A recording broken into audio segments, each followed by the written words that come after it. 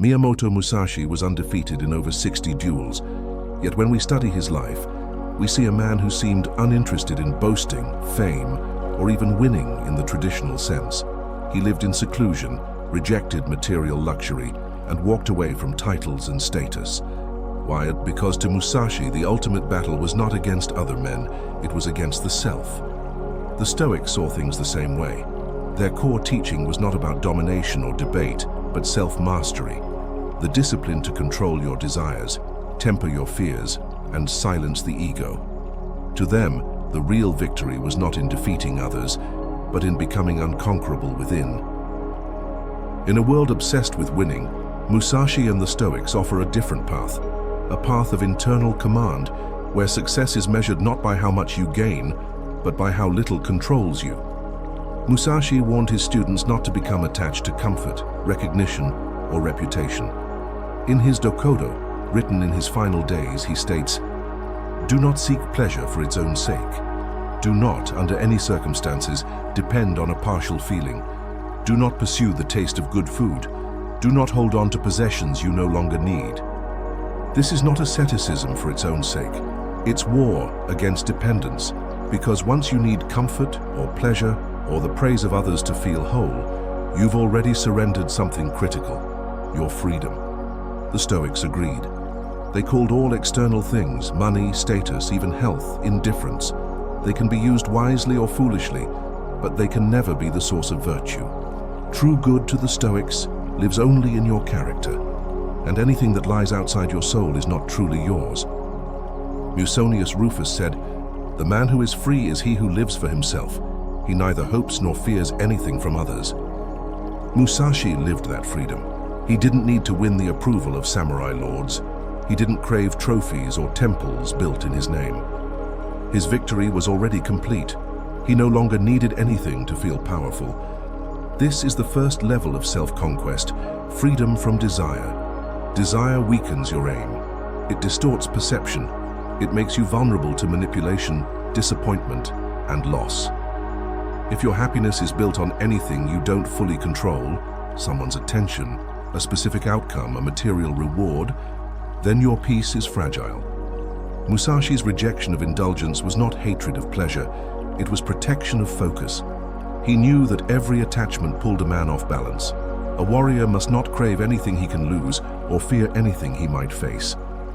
Epictetus told his students, "Freedom is not achieved by satisfying desire, but by eliminating it." Desire is a chain. The more you want, the more you suffer. The less you need, the stronger you stand. Musashi trained himself to need very little, not because he hated the world, but because he refused to be owned by it. The second front of self-conquest is fear. Musashi didn't conquer fear by pretending it didn't exist. He conquered it by preparing so deeply, so repeatedly, that fear had no room left to grow. He walked into every duel as if death was already accepted. This was not recklessness, it was liberation. The way of the warrior is the resolute acceptance of death. Musashi. To live as if death is always near is not morbid. It is clarifying. It strips away trivial concerns. It aligns your focus. The Stoics called this memento mori. Remember, you must die. Not as a threat, but as a filter for the soul. Seneca reminded himself, "It is not that we have a short time to live, but that we waste a lot of it." Fear for the Stoic and the samurai alike is a fog that clouds right action. You fear rejection, so you stay silent. You fear failure, so you don't try. You fear death, so you never live. But once fear is accepted, once you look it in the eye and act anyway, you are no longer held hostage by it. That is victory. The final and deepest battleground is ego. Ego whispers, "You must win, you must be seen, you must prove yourself." But Musashi saw through that illusion. He never fought for glory. He fought to test himself, to improve, to live in accordance with his training. He warned, "Think lightly of yourself and deeply of the world." To Musashi, ego was noise, and in combat, noise is death. The swordsman who needs to be admired, who swings for applause, who hesitates out of pride, he's already lost. The Stoics knew ego was the greatest barrier to wisdom. Arrogance resists correction. Vanity invites overreach. Pride blinds the mind. That's why they taught humilitas, humility not as weakness, but as clarity. Cleanthes once said, "To know yourself is the beginning of all knowledge, and to know that you know nothing is the beginning of wisdom." Musashi embodied this. He questioned everything. He lived simply. He never stopped training, even in old age. Because once you believe you've arrived, your growth stops. Ego halts refinement. True mastery in both Stoicism and Musashi's way means never letting ego interfere with the pursuit of what is right, never allowing status to replace substance, never letting identity obstruct improvement. The man who conquers himself no longer needs to defeat others to feel strong. He no longer needs to win arguments, dominate conversations, or accumulate trophies. He is not driven by fear. He is not chained by craving. He is not blinded by pride. He moves quietly. He acts precisely. He builds inwardly. To conquer yourself is to take back control, not of others, not of the world, but of the only battlefield that truly matters: your mind, your behavior, your soul. Musashi and the Stoics show us that real victory is internal, and the man who rules himself, his cravings, his fears, his ego, can walk into any room, any challenge, any crisis, and remain unshaken. So how does this principle translate into the way we live? How do we practice self-mastery in a world that constantly pulls us outward, tempts us with applause, and dares us to prove something? Let's begin with one of the most common battlegrounds: leadership. Most people think leadership is about control, over others, over outcomes. But Musashi and the Stoics would say that the greatest leader is not the one who controls most, but the one who needs least. The man who needs validation from his followers will always bend his values to please them. The man who needs credit will sabotage the team for a taste of glory. The man who needs to appear strong will resist any sign of vulnerability, and in doing so become weak. Musonius Rufus advised, "He who governs himself is fit to govern others." Leadership begins with self-command. When your team sees that you are steady under pressure, humble in success, focused on principle, not ego, they begin to trust you, not because you demand it, but because you embody it. Musashi never commanded armies, but his name carried weight because he lived what he taught. He didn't posture. He didn't explain. He didn't need to.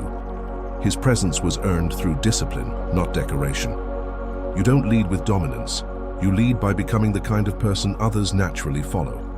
The same applies in conflict. Most people try to win arguments. They raise their voice, defend their pride, seek to conquer with words. But a man who has conquered himself doesn't argue from ego. He doesn't need to win. He needs only to preserve his clarity. Do not hold on to your body, even if you are wounded or fall. Keep your spirit calm and strong. Musashi. Even when provoked, Musashi remained composed. Even when insulted, the Stoic remains quiet. Because in conflict, the moment you lose control of yourself, you've already lost. Epictetus put it this way: "It is not the actions of others which trouble us, but our own judgments about them." You cannot stop people from being unfair, cruel, emotional, or foolish, but you can refuse to join them in it. You can respond from principle instead of pride. The man who can walk away from conflict with his integrity intact, even if others think he lost, is already victorious. Now consider relationships. The need for approval, fear of rejection, desire for control. These are all signs of inner weakness. They make love conditional. They turn intimacy into performance. But when a man has conquered his need to be needed, he becomes powerful in relationship, not dominating but independent. Musashi warned, "Do not let yourself be guided by the feeling of lust or love." He didn't mean to avoid love, but to never be ruled by it. The moment your identity is attached to someone else's approval or attention, you lose your edge. You begin to chase, to perform, to fear loss. But when you enter a relationship already complete, already at peace, you can love more freely, give more deeply, and walk away if necessary. That is not coldness. That is strength in intimacy. The Stoics taught the same. Hierocles emphasized oikeiosis, a form of natural affection that flows from self-knowledge. You don't become less human by detaching. You become more capable of loving without entanglement. You are not afraid to be alone. You are not afraid to walk away. You are not afraid to stay grounded when emotions surge. This is how a man with self-command relates, open, honest, and free. Then there's ambition. Ambition without self-mastery becomes addiction. You chase titles, wealth, admiration, not because you love the work, but because your ego needs to be fed. This is how powerful men become hollow. They win the world, but lose themselves. Musashi lived a life of endless refinement. He never stopped training, he never stopped studying, but he did not chase glory. He did not amass riches. His goal was not status, it was internal precision. Respect the gods and Buddhas, but do not depend on them. Be detached from desire your whole life long. Musashi. The Stoics viewed ambition the same way. They didn't reject success. They rejected slavery to success. If it comes, good. If not, good.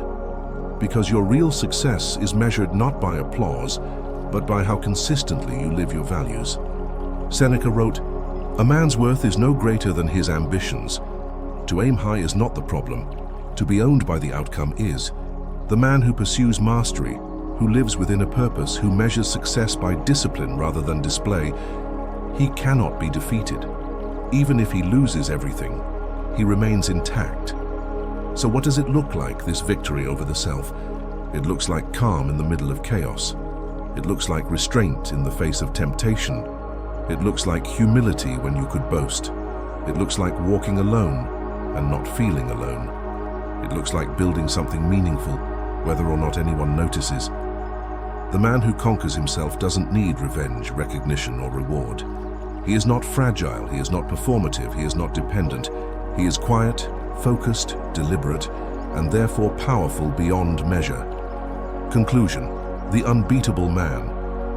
Musashi never tried to be a legend. He trained, he fought, he refined, and he let the rest fall where it may. The Stoics never tried to be admired.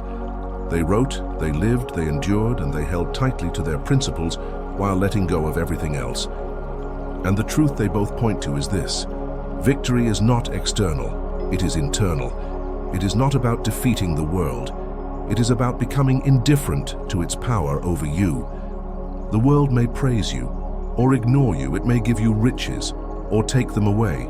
It may love you today and turn on you tomorrow.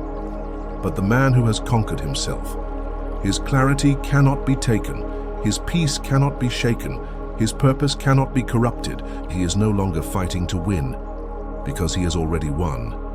And nothing outside of him can change that.